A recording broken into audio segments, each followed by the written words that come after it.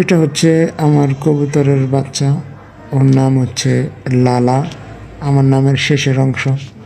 আর যাদের বাসায় ছোটো ছোটো কবুতরের বাচ্চা আছে তারা এইভাবে মিক্সচার আদার হ্যান্ড ফিটিং করানোর জন্য 2-3 চামচ শিরিষে ঢুকিয়ে নেবেন।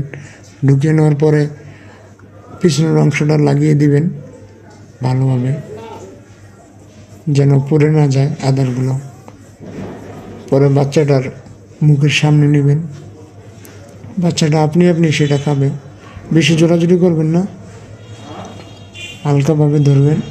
বাচ্চা আপনি খাবে যতক্ষণ তার পেট না ভরবে। বাচ্চাটাকে বেশি হাতাবেন না, তার মুখের সামনে রাখবেন। তার যতক্ষণ পেট না ভরবে সে নিজেই খাবে। বেশি খাওয়াবেন না, বেশি পেট ভরলে বাচ্চা মারা যাওয়ার সম্ভাবনা বেশি থাকে। বেশিও খাওয়াবেন না, কমও খাওয়াবেন না, মিডিয়াম খাওয়াবেন যেন বাচ্চাটা দ্রুত বড় হয়।